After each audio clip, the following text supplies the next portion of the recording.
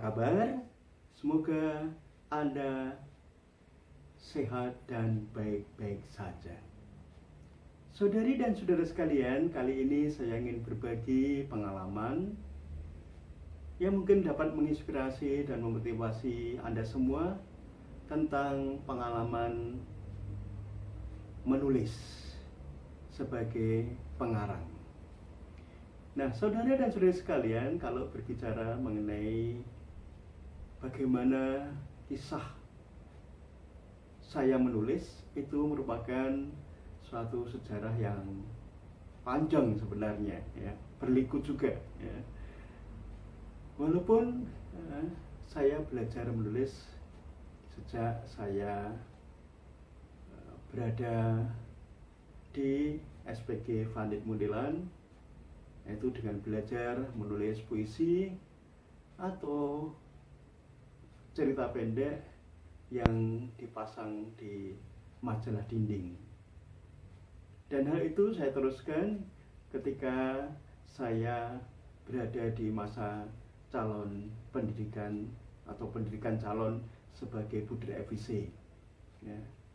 Menulis puisi atau cerita pendek atau opini singkat seperti di majalah Praba, majalah Hidup, Utusan, dan kemudian berlanjut ketika saya muda, ya, menulis juga, ya, cerita-cerita pendek, cerpen di majalah Hidup, atau renungan-renungan singkat atau kisah singkat di majalah Utusan atau di majalah Praba, dan bahkan juga di Suara Merdeka dan juga Minggu Pagi, Kedaulatan Rakyat Minggu Pagi pada saat itu.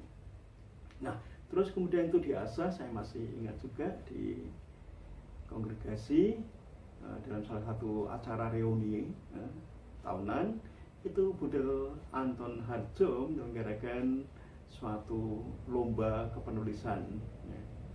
Dan waktu itu temanya kalau tidak salah tentang, ya, kesatuan dalam keberbedaan, dan saya kebetulan dianugerahi untuk mendapatkan juara pertama, dan itu memicu saya, membangkitkan semangat saya untuk belajar menulis dan menulis, ya. Tapi sekali lagi itu hanya menulis cerpen, opini, puisi, ya, di majalah-majalah yang tadi sudah saya sebutkan. Jadi belum punya pengalaman dan juga belum punya ide untuk menulis suatu buku. Nah, kemudian, ya, tahun 2002 itu pertama kali terbit buku saya, ya, yang diterbitkan oleh Grasindo, ya, pendidikan sebagai sebuah bimbingan pribadi, ya. Tidak hanya sekedar memberikan pelajaran tapi juga transfer of values, ya. Proses pembelajaran di sekolah, itu juga merupakan sharing pengalaman hidup, sharing nilai, ya, dan proses pendampingan pada anak-anak. Dan kemudian, ya, bersama dengan Budir Martin, saya menulis beberapa buku dan saya lanjutkan sampai sekarang, sampai, ya, kurang lebih sudah 34 buku yang terbit secara publik, ya, baik diterbitkan oleh Kanisius, yang paling banyak adalah PT Kanisius, Percetakan dan Penerbitan, lalu kemudian PT Grasindo, dan juga Nusatama, dan terakhir saya mencoba di Pohon Cahaya, ada satu buku yang diterbitkan oleh Pohon Cahaya. Nah, saudari dan saudara sekalian, tentu saja itu bukan suatu proses yang gampang, yang mudah, ya. Cukup banyak perjuangan, cukup banyak pelatihan, cukup banyak pengalaman yang jatuh bangun sampai sebuah buku itu dapat diterbitkan dan layak untuk mendapatkan ISBN dan seterusnya, ya. Banyak juga, ya, pengalaman yang tentu saja menyedihkan, ya, ketika beberapa draft buku saya atau beberapa draft opini atau puisi atau cerpen itu tidak layak untuk diterbitkan di suatu majalah. Tapi itu tentu saja memicu saya untuk bagaimana mengenali karakter majalah, mengenali karakter penerbit, agar mereka bisa menerima tulisan saya. Jadi dalam usaha untuk menerbitkan suatu tulisan, entah itu artikel atau puisi atau opini atau cerita pendek atau buku, itu tetap juga harus mempelajari karakter dari pihak penerbit. Kan mereka pasti punya kualifikasi tertentu, keinginan tertentu yang memotivasi mereka atau mendorong mereka untuk ya ini layak terbit atau tidak, dan seterusnya. Nah, tentu Anda pasti bertanya juga, kira-kira motivasinya apa ya kok saya menulis dan menulis ya, berusaha untuk menulis ya. Yang motivasi yang pertama tentu saja saya ingin berbagi pengalaman, pengetahuan, gagasan, ide yang mungkin dapat diserap oleh banyak orang yang membaca, menjadi inspirasi dan motivasi mereka, mendorong mereka juga ya untuk mengusahakan, mengupayakan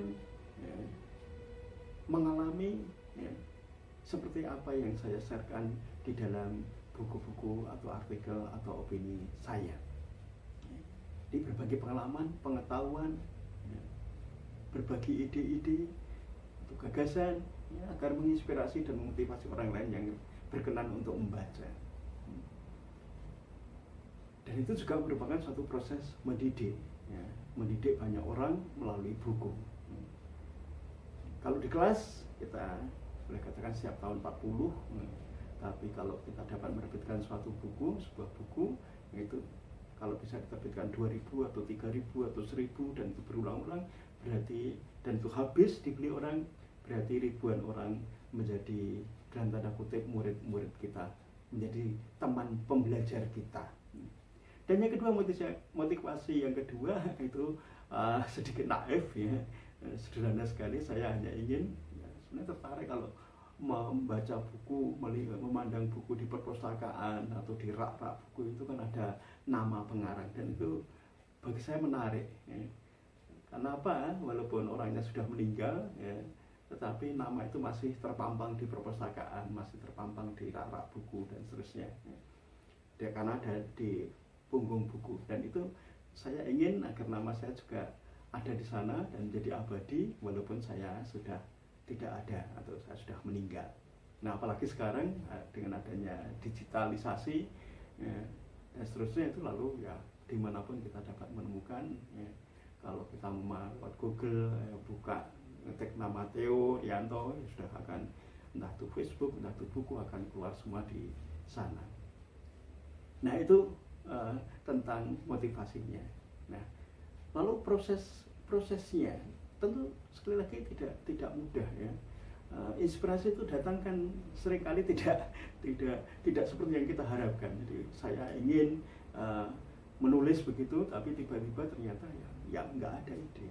Nah, maka butuh seorang penulis itu, kalau menurut saya, pengalaman saya, itu butuh kepekaan tertentu pada situasi, pada kejadian, pada hal yang ada di sekitar kita, dan itu siap, sedia, atau selalu ready untuk menuliskan sesuatu. Dan sekarang untung kita punya HP ya, sehingga kalau ada sesuatu yang menarik, ada sesuatu yang muncul, klik itu inspirasi dan sebagainya, lalu itu bisa saya tuliskan pokok-pokoknya, lalu kemudian itu nanti diingat,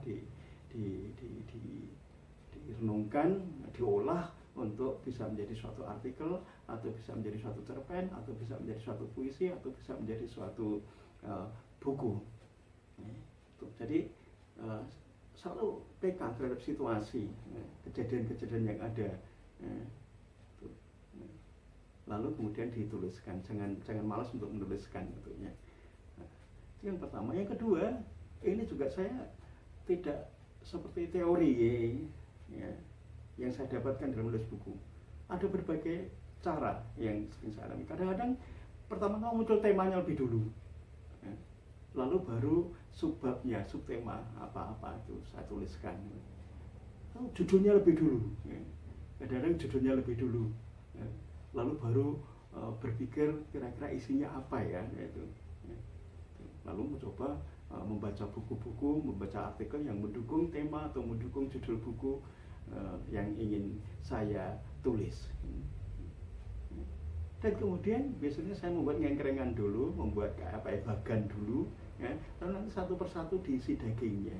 Nah, kalau sudah sampai selesai, ya, itu baru kita membuat kata pengantar atau kata penutup. Tapi saya juga seringkali urut. Urutnya mulai dari membuat bagan, daftar isi, kata pengantar, lalu bab 1, bab 2, bab 3 dan seterusnya, subnya, lalu nanti sampai pada kata penutup.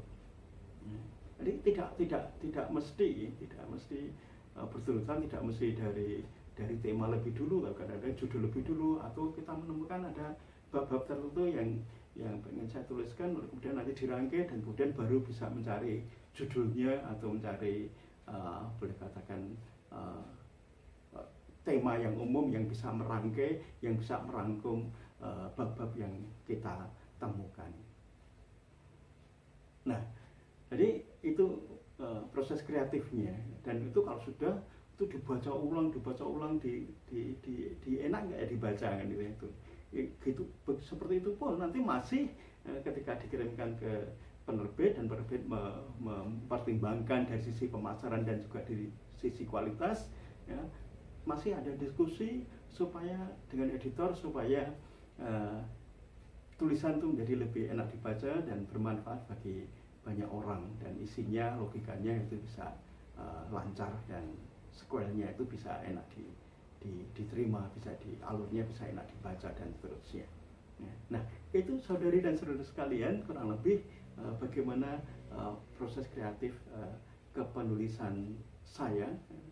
Dan jangan mengira bahwa dari walaupun 34 buku saya sudah diterbitkan dan juga banyak buku-buku internal yang diterbitkan secara internal, tapi juga banyak, ya, buku-buku saya, draft buku saya yang tidak diterima, atau draft tulisan saya yang tidak diterima oleh penerbit baik di majalah, koran maupun juga penerbit buku.